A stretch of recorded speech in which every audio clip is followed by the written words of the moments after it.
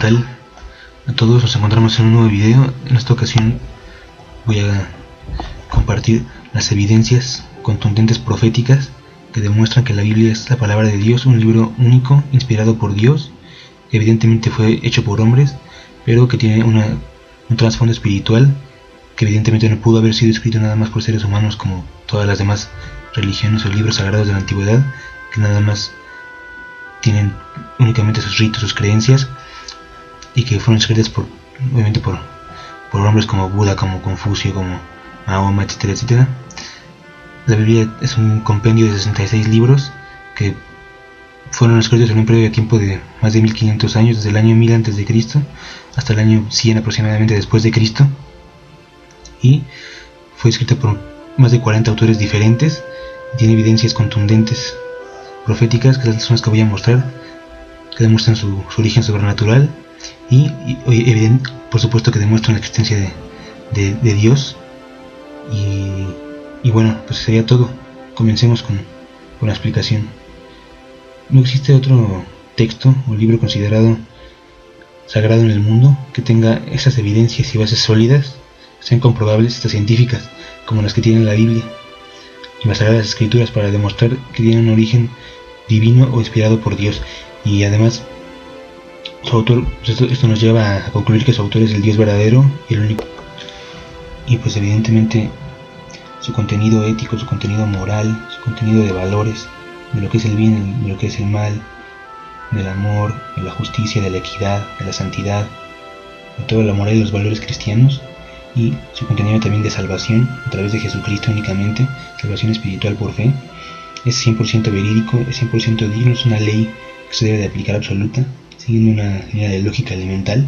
Si la Biblia es la verdad, tiene evidencias para comprobar que es verdadera, evidentemente se debe de seguir todo lo que está ahí escrito. Y pues voy a mostrar 3 versículos que afirman esto brevemente.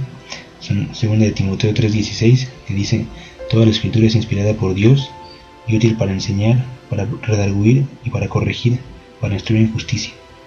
En 2 de Pedro 1, del 19 al 21, dice: tenemos también la palabra profética más segura, a la cual haríamos bien en estar atentos, como una antorcha que alumbra en el lugar oscuro, hasta que el día esclarezca y el lucero de la mañana salga en vuestros corazones.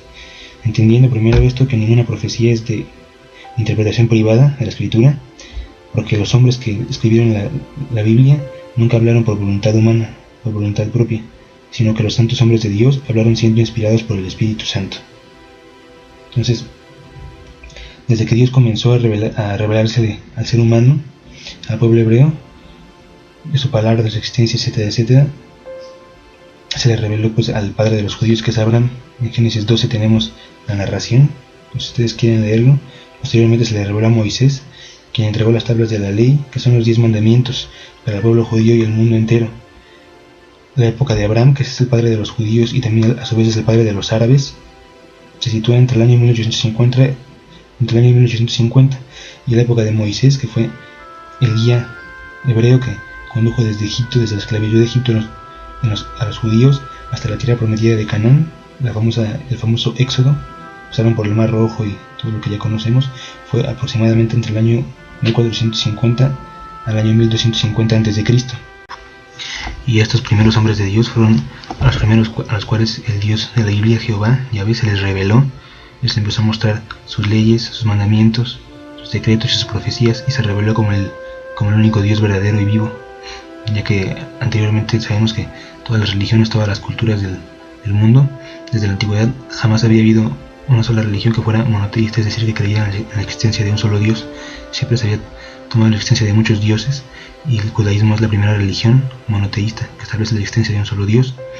Entonces vemos que a lo largo de estos años que he mostrado, que es el segundo milenio antes de Cristo, a estos hombres de Dios, a Abraham, a Moisés, a todos los profetas de la antigüedad de hebreos, Dios te empieza a revelar el surgimiento de la nación judía y todos los acontecimientos que iban a ir pasando hasta la época de Jesucristo. Y bueno, recapitulando, sabemos que el pueblo judío, el pueblo hebreo, estuvo esclavizado en Egipto por aproximadamente 200 a 300 años, desde el año 1500 a.C. hasta el año aproximadamente 1200 a.C., hasta que en la época de la dinastía ramésida, de los Ramsés, tiene el reinado de Ramsés II, se levanta Moisés, el patriarca o el guía espiritual, al cual Dios utiliza para revelar al pueblo judío que ellos iban a salir de esa tierra y iban a ser liberados de la esclavitud en Egipto, y el Dios les iba a dar la tierra prometida, que le había prometido anteriormente al padre de los judíos, genéticamente a Abraham, que le había prometido la tierra de Canaán, la tierra de Israel, a la cual le iba a dar por heredad para siempre.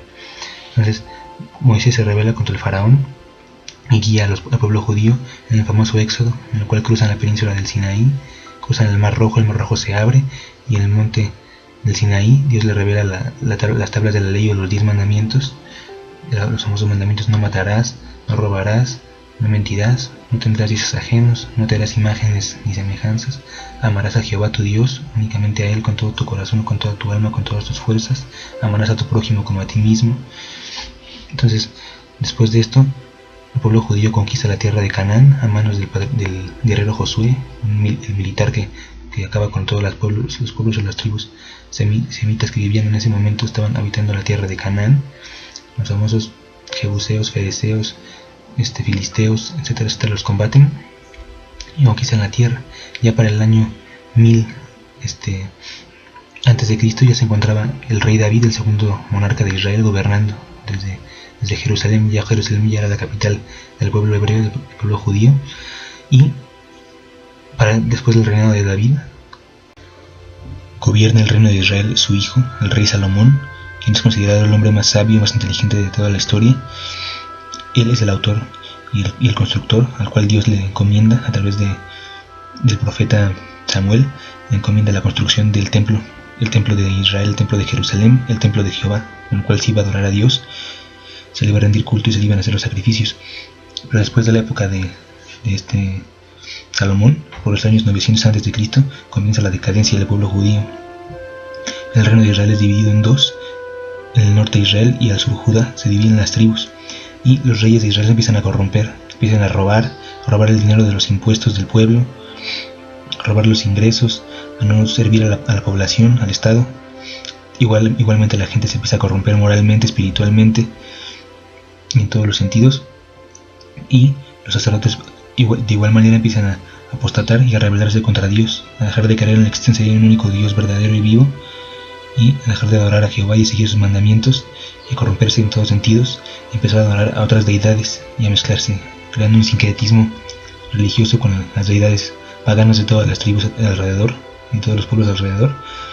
Entonces empiezan a levantarse profetas como Isaías, como más tarde Ezequiel, Daniel, etcétera, etcétera, Jeremías, Zacarías, quienes empiezan a alertar al pueblo judío de que si seguían en esos pasos, no obedeciendo a las leyes, no amando al prójimo, no siendo justos, equitativos, violando el derecho y olvidándose de Jehová, de Dios, que les había dado la tierra de Israel, que se les había prometido, Dios mismo enviaría como castigo justo, como consecuencia, las conquistas por parte de otros reinos y de otros imperios que llegarían y que tomarían la tierra de Israel y que juzgarían y esclavizarían a los judíos nuevamente, al grado de expulsarlos de toda la tierra de Israel y conquistar su tierra. Y los judíos serían expulsados a todas las naciones, así está escrito desde el Antiguo Testamento. Y bueno, pues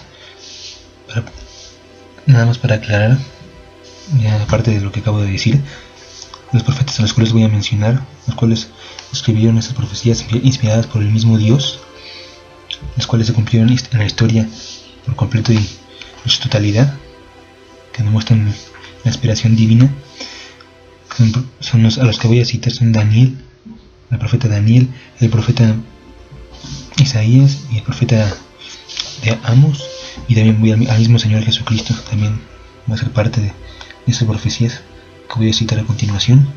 Y bueno, ¿qué lo sustenta? Lo sustenta la arqueología. La arqueología bíblica es la principal fuente que demuestra la veracidad de lo narrado en la Biblia, junto con los manuscritos de los textos originales de los libros de Isaías, de Jeremías, de Ezequiel, de Daniel, por ejemplo.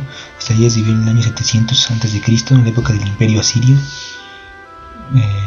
Jeremías, Ezequiel y Daniel fueron contemporáneos, vivieron en el siglo VI a.C., en los años 500, durante la época del Imperio neobabilónico de los caldeos. Y bueno, toda la Biblia en general, los manuscritos del Mar Muerto confirman que fueron manuscritos descubiertos ya en el siglo XX, confirman que estos profetas vivieron en las fechas descritas Y bueno, ya para entrar de lleno a las profecías, vamos a comenzar hablando de las profecías acerca de el juicio de Dios hacia Israel, lo que acabo de comentar hace un momento, cómo Dios juzgaría a Israel, y históricamente se cumplió debido a la apostasía y a la corrupción a la cual llegaron los judíos a rebelarse contra las leyes de Dios y los mandamientos que Dios le había dado a Moisés. Desde la época de Moisés, cuando se le da la promesa de Dios de darle la región de Canaán como herencia para siempre, los manuscritos de Moisés, Éxodo y Levítico ya advertían y profetizaban al pueblo hebreo que si desobedecían las leyes morales y espirituales de Dios y se corrompían, serían justamente juzgados, conquistados y expulsados de la tierra de Israel por otros pueblos y razas e imperios más poderosos. Serían esparcidos por todas las naciones del mundo, lo que acabo de comentar hace un momento. Además de ser odiados y perseguidos, la historia no nos deja mentir que así ha sido. El pueblo judío ha sido el pueblo más atacado, más humillado, más odiado y más perseguido desde su origen hasta el siglo XX. Y conocemos todos los hechos que la cultura popular conoce principalmente. Cualquier libro profesional o documento histórico lo puede confirmar, tú lo puedes confirmar, cualquiera de ustedes. Levítico 26, del 38 al 33 declara: así lo haré, y yo lo asolaré, dice Jehová, también en la tierra, y se pasmarán por ello vuestros enemigos que en ella moren, y a vosotros os esparciré entre las naciones, y desenvainaré espada en pos de vosotros, y vuestra tierra estará asolada, y desiertas vuestras ciudades. Esto fue escrito hace más de 1000 años antes de Cristo, en la época de Levítico, fue por el patriarca Moisés. Y de que en el año 60 después de Cristo ocurría la devastación y la destrucción de Israel y de Jerusalén. Más de 1000 años antes de que en el año 70 después de Cristo se cumpliera esta profecía, cuando ocurrió la devastación y la destrucción del Estado de Israel antiguo, del reino de Israel, a manos del Imperio Romano. Más adelante voy a explicar un poco más detallado este acontecimiento histórico. Cruelmente destrozaron Jerusalén, expulsaron a los hebreos, a los judíos de su tierra, y también destruyeron el templo, el segundo templo hebreo. Por casi 2000 años, la tierra de Canaán, Palestina, como se le nombra después, estuvo asolada, desértica e impróspera, ya que no había agricultura, vegetación, fertilidad, desarrollo, y estuvo habitada por romanos, árabes, turcos, europeos, primero por el pueblo romano, que la bautizó como Palestina. El nombre de Palestina surge hasta después, cuando los romanos, en honor a un monte, el monte Paladino, decían como castigo y como burla hacia los judíos, rebautizar la tierra de Israel como tierra de Palestina. Después llegaron los árabes, ya hasta el siglo VI, siglo VII después de Cristo, con las conquistas de Mahoma y de la región islámica. Después vienen los europeos, las cruzadas. Europa y los árabes se disputan con los turcos la región de Israel, la Tierra Santa, y finalmente el Imperio Turco Otomano se apropia de la tierra de Palestina, de la tierra de Israel, hasta el siglo XX, cuando ya después de la Primera Guerra Mundial, Turquía o el Imperio Turco Otomano se desintegra, se destruye, es bombardeado y es destruido por las naciones aliadas, y pasa a ser administrada por Gran Bretaña y por Francia, ya para después del año 1920. Bueno, el libro del profeta Daniel, quien vivió en el siglo VI a.C., durante la época el apogeo y el poderío del gran imperio caldeo, repito otra vez, del rey Nabucodonosor, es decir, del año 620 al 539 a.C., época en que el pueblo hebreo fue conquistado y deportado y llevado cautivo a Babilonia, destruyéndose el primer templo, del cual ya había hablado con anterioridad, el primer templo judío. Mencionan en el capítulo 9, este profeta Daniel, en su capítulo 9 menciona otra profecía asombrosa sobre la época exacta y matemática en la que vendría el Mesías, en la que vendría Jesucristo a salvar al mundo, a morir por la humanidad y por los pecados de la humanidad, y menciona la conquista y destrucción de Israel y Jerusalén y del segundo templo, quedando asolada y devastada la ciudad. La profecía que Dios le da a Daniel menciona que desde la reconstrucción de Jerusalén y del segundo templo, evidentemente hasta la venida de Cristo, habrían 69 semanas, pero son semanas proféticas, es decir, semanas de años. Entonces, en total, esas 69 semanas, si las transformamos a años, suman 483 años, históricamente. Los babilónicos fueron conquistados, pues, por el imperio unificado medo-persa, con Ciro II el Grande, el gran rey conquistador de los persas, que unificó a Media, los medos, y los conquistó. Llevó a cabo una serie de conquistas militares y de expansionismo increíble. Fue el más grande monarca o rey de los persas. Ciro II el Grande fue un rey conquistador que en el año 539 llega a Babilonia y destruye la ciudad y la conquista. El imperio persa dio la orden a los hebreos más tarde para restaurar su tierra reconstruida y pues obviamente restaurar su reino y el templo de Jehová.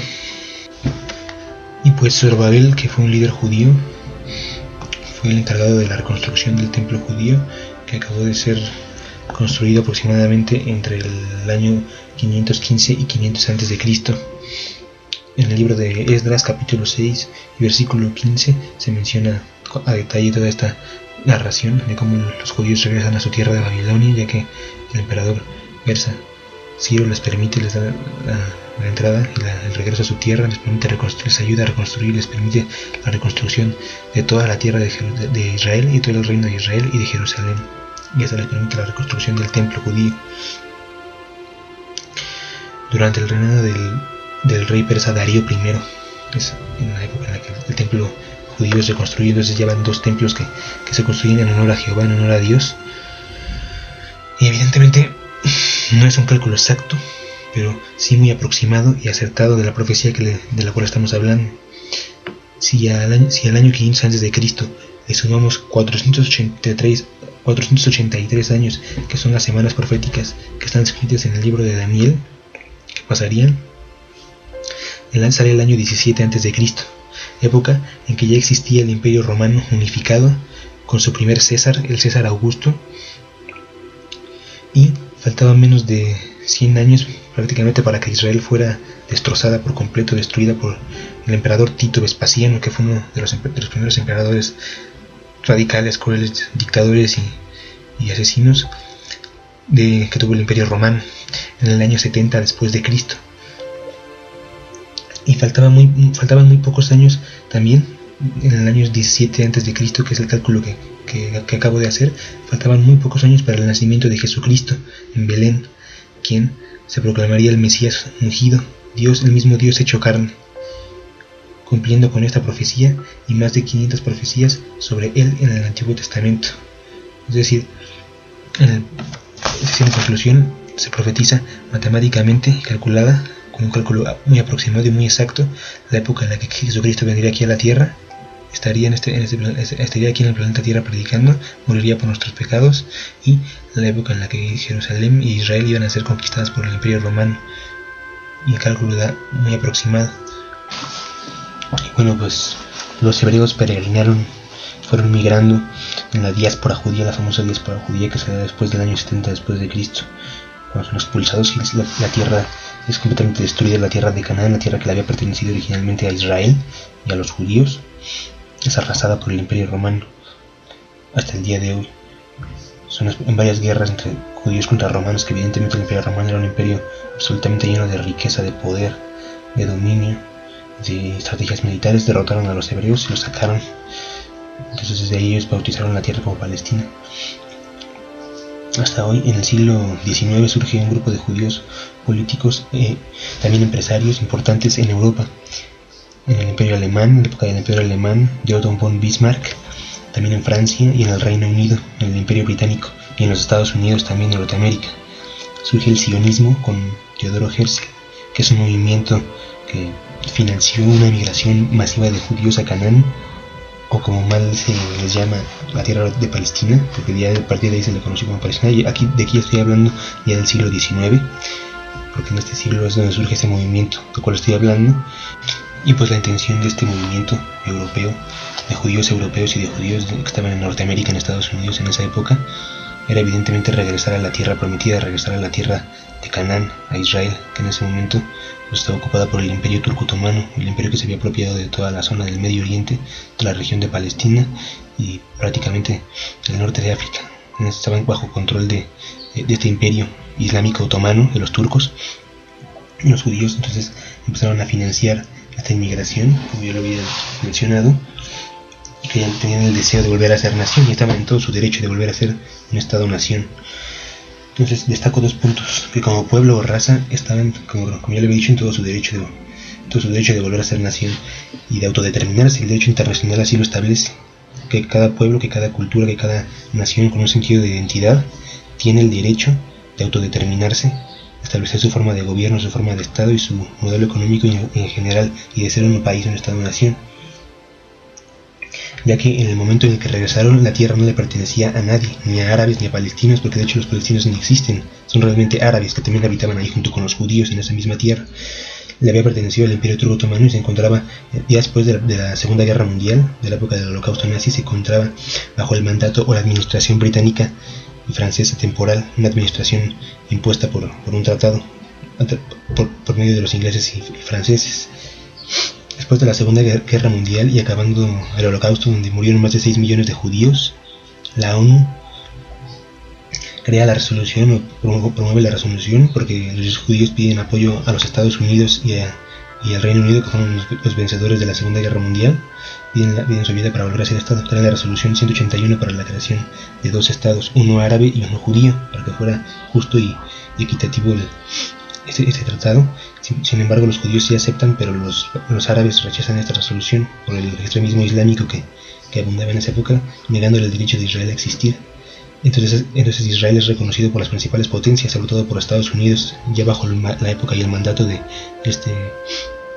Harry S. Truman, que estaba gobernando. Ya él firma un reconocimiento donde reconoce a Israel como Estado-nación y inmediatamente entra a formar parte de la ONU. Se forma el Estado moderno de Israel.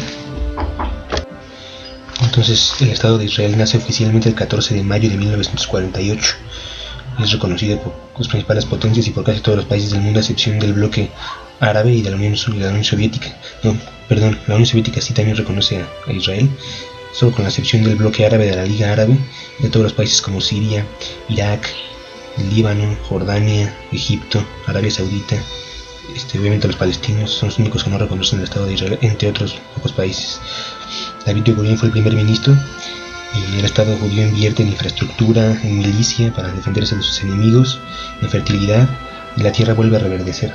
Aquí todo esto lo estoy mencionando porque voy a hablar de las profecías acerca del Estado de Israel, de cómo vuelve a ser nación, que se escribieron hace miles de años en la Biblia. Aquí se cumplen otras cientos de profecías que anunciaban el regreso de los judíos a su tierra, la creación de un nuevo estado y que nunca más les sería quitada la tierra. Es decir, desde Génesis 13:15, cuando Jehová le promete al patriarca Abraham la creación de una nueva raza, es decir, de los judíos, y de una descendencia eterna, la tierra de Canaán, se está cumpliendo esta profecía. Se está profetizando que la tierra que le daría sería para siempre, y vemos actualmente los judíos todos tienen esa tierra, y a pesar de que son una pequeña nación y han tenido siempre conflictos, nunca nadie les ha podido arrebatar la tierra, los han podido conquistar, claro, por la ayuda de Estados Unidos también, pero no se le puede negar también el reconocimiento de que son uno de los ejércitos más poderosos actualmente, el ejército judío, que ha invertido mucho dinero en su tecnología militar y en sus sistemas de defensa antiaéreos.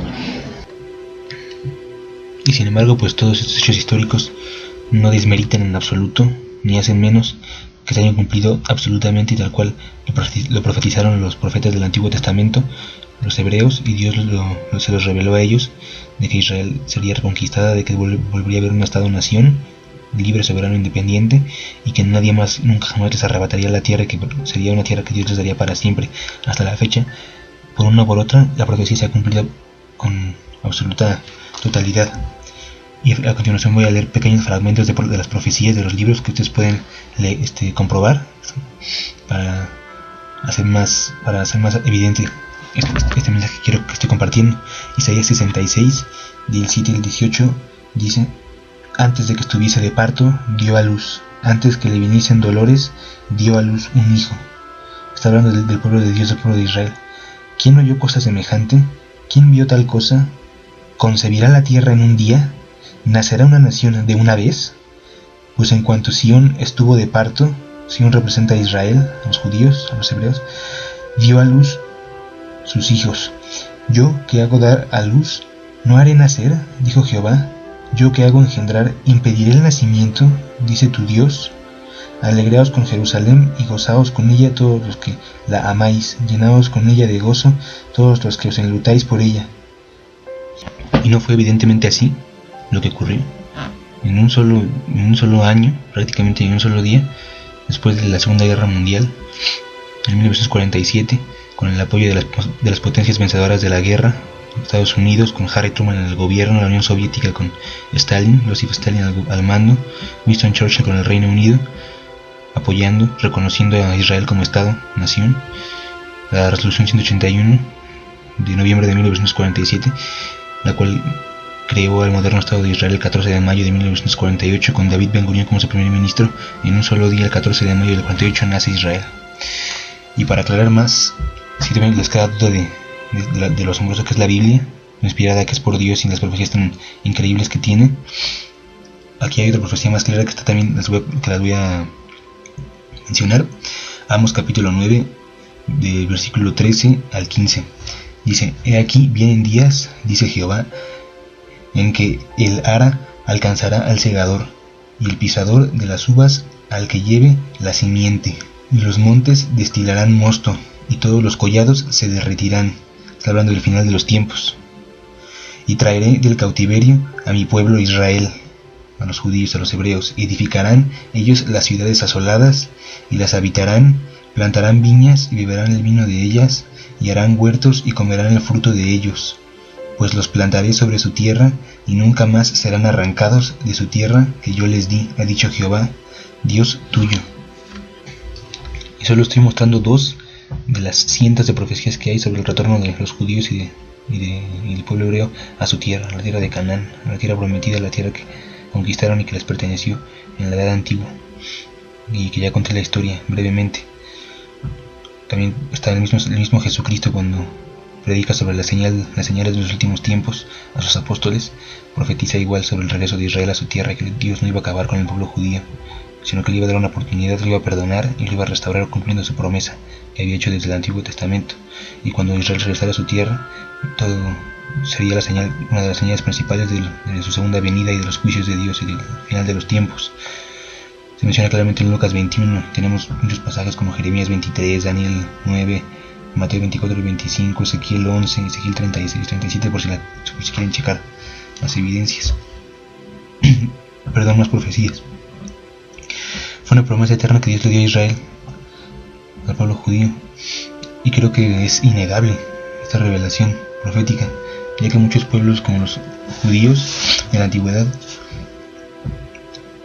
como por ejemplo los egipcios originales, los puros, que provienen, si no mal recuerdo, de los gnomos, los filisteos, todas las tribus semitas de la antigüedad, los asirios, los sumerios, los acadios, los babilónicos, los caldeos, los romanos, cayeron o sucumbieron, se extinguieron, fueron exterminados en la historia o se mezclaron con otras razas. No volvieron a surgir como estados o imperios tampoco, ni reinos ni como razas, sino que actualmente quedan muy pocos vestigios y descubrimientos de ellos, o casi ninguno. Y a pesar de esto, que el pueblo hebreo es un pueblo, también uno de los pueblos más antiguos que convivió junto con esos pueblos, ha permanecido la raza judía hasta la fecha, encima de que fueron el pueblo que estuvo más susceptible a lo mismo, a la desaparición, igual que los demás desde su fundación, ya que ha sido el pueblo más perseguido. La misma historia lo confirma, más odiado, o de los más perseguidos y odiados hasta la actualidad, por más de 3000 años. Ya sabemos la persecución que hubo en la antigüedad con los imperios hacia el pueblo judío, la persecución árabe, la persecución islámica, la persecución de los musulmanes, más en la actualidad el holocausto nazi, etcétera, etcétera. Tal cual lo profetiza la Biblia, hasta el día de hoy el pueblo judío sigue intacto y en la tierra, tal cual como como estaba establecido hace miles de años en la Biblia. Yo creo que solo un ciego no ve a Dios y no ve a su mano en este pueblo. Yo creo que esa es una de las más grandes evidencias de la existencia de Dios. Y bueno, finalmente tenemos a Cristo, a Dios hecho carne, que es otra de las principales evidencias de la existencia de Dios y de que la Biblia es la palabra de Dios. No existe otro personaje como Jesucristo que cumpla las características de él. Él fue único, simplemente dividió al mundo en dos, un antes y después de Cristo, y su mensaje fue el mensaje de mayor impacto y que evidentemente no pudo haber sido dicho o predicado por un simple hombre, sino que él es lo que dijo ser. Él dijo en 14:6: yo soy el camino, la verdad y la vida, y nadie va a Dios, al Padre, si no es a través de mí. Es decir, Jesús fue radical en sus declaraciones. No fue como los otros fundadores de las demás principales religiones. Conocemos el judaísmo, como Abraham, como Moisés, o como Mahoma, el fundador del Islam, Buda, el budismo, el zoroastrismo, el creador del zoroastrismo, o Confucio, y todos los líderes religiosos que han fundado sectas y religiones a través de la historia, con filosofías y con creencias.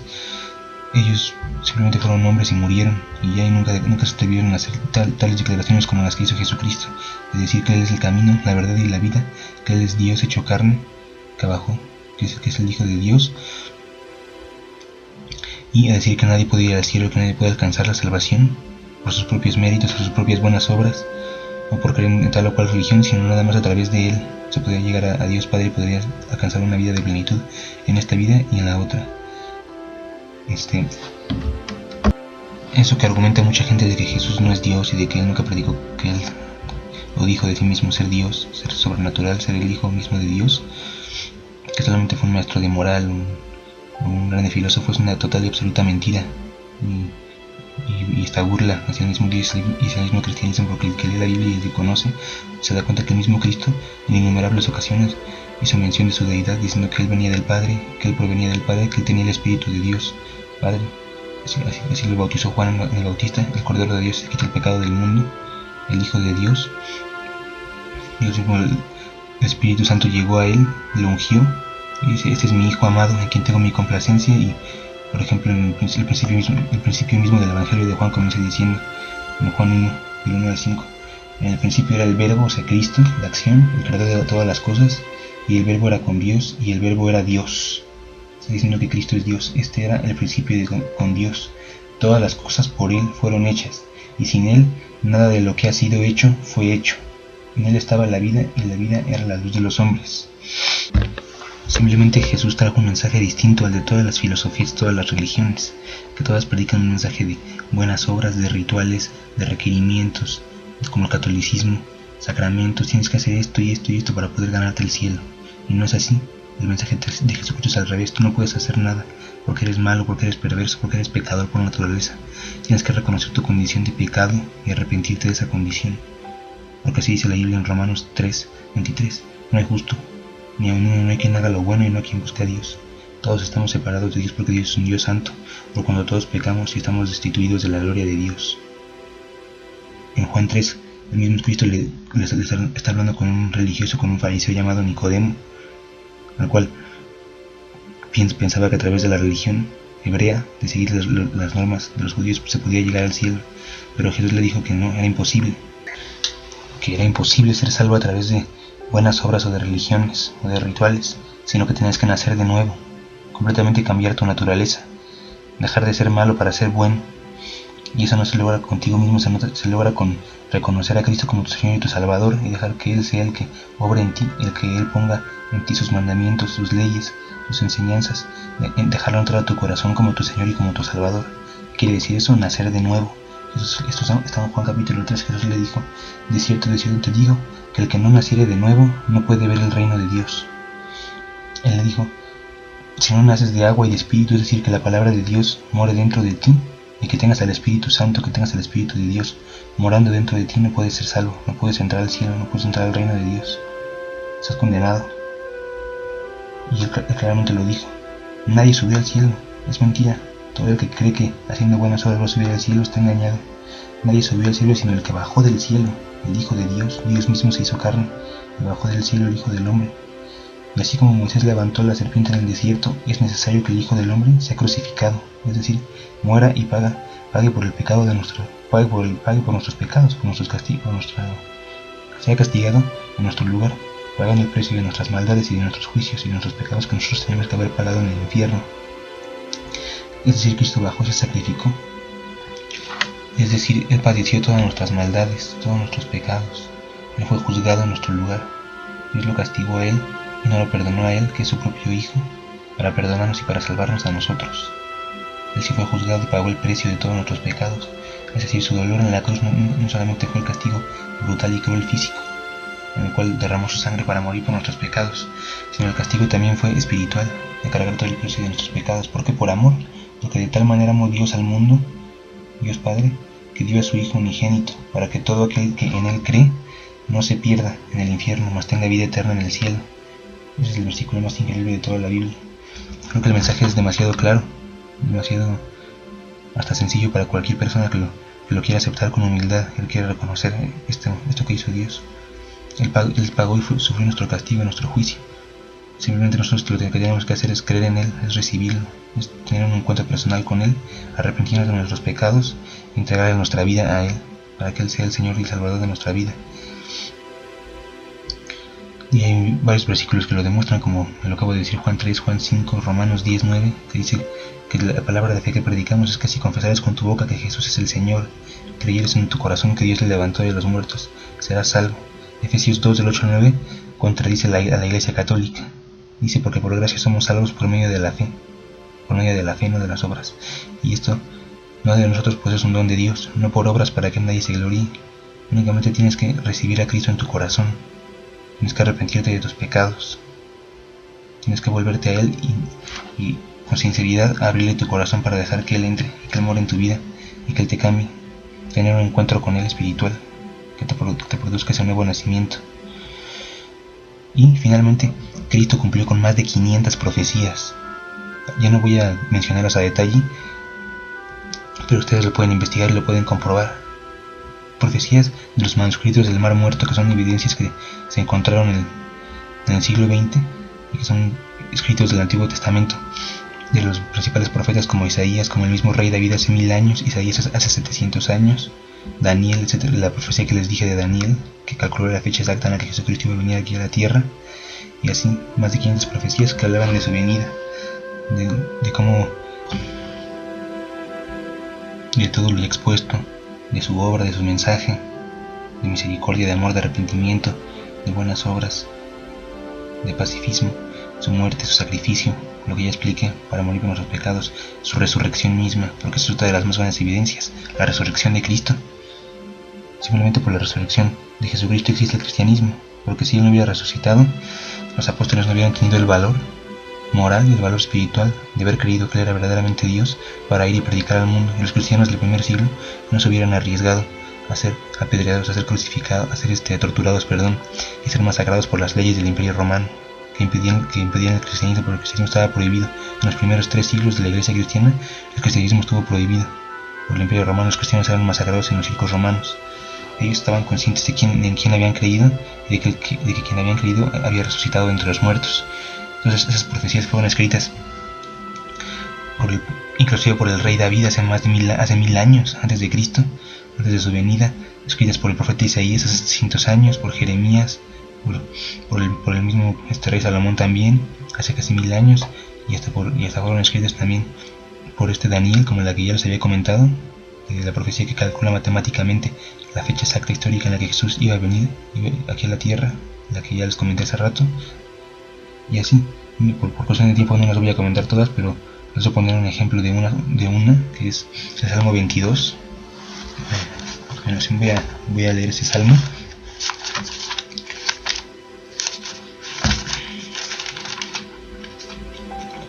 Donde el mismo rey David, inspirado por Dios por el Espíritu Santo, profetiza 1000 años antes, y se han encontrado los textos originales, profetiza, y obviamente está la evidencia absoluta. Dice: Dios mío, ¿por qué me has desamparado? ¿Por qué estás tan lejos de mi salvación y de las palabras de mi clamor? Dios mío, clamo de día y no respondes, y clamo de noche y no hay para mí reposo. Pero tú eres santo, tú que habitas entre las alabanzas de Israel. En ti esperaron nuestros padres, esperaron y tú los libraste. Y más adelante también continúa diciendo: continúa comentando justamente lo que Jesucristo estaba diciendo en la cruz 2000 años después, lo que iba a decir cuando estaba siendo crucificado. Dios mío, ¿por qué me has desamparado? Cuando el pecado del ser humano fue puesto sobre de él. Después comienza a describir lo que más tarde él mismo experimentaría en la cruz. Dice: mis manos clavaron mis manos en mis pies, dice el versículo 17, contar puedo todos mis huesos. Entre tanto ellos me miran y me observan. Repartieron entre sí mis vestidos y sobre mi ropa echaron suertes. Es increíble cómo 1000 años antes ese Salmo 22 describe la crucifixión de Cristo. Así como esta profecía asombrosa, tenemos por ejemplo Isaías 53, que es una de las más maravillosas, Isaías capítulo 7, donde habla del nacimiento virginal de Cristo. Tenemos más salmos, etcétera, etcétera.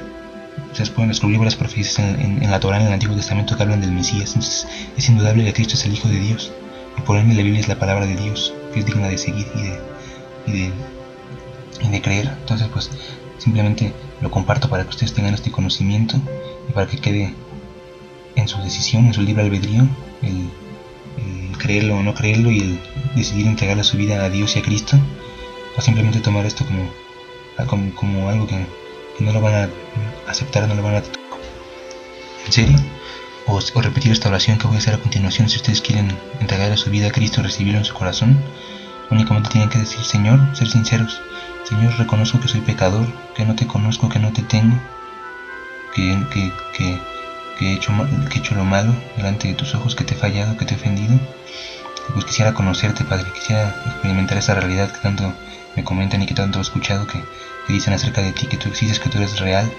Te pido que me perdones, que me laves con tu sangre. Creo en tu sacrificio, creo en ese sacrificio que hiciste por mí para pagar por mis pecados, y sé que eso es lo único que me puede dar la salvación. Sé que tú eres Dios, y te pido que vengas a mi corazón, que vengas a mi vida como el Señor y el Salvador de mi vida. Te lo pido en el nombre de Cristo Jesús, amén. Con esa sencilla oración, si tú la haces de corazón, te aseguro que vas a experimentar un cambio en tu vida, radical. Eso sería todo. Muchas gracias por ver el video. Coméntenlo y compártanlo con los que más puedan, ya saben, y sigan apoyándome en este canal. Seguiré subiendo muchos videos de diversos temas. Hasta la próxima.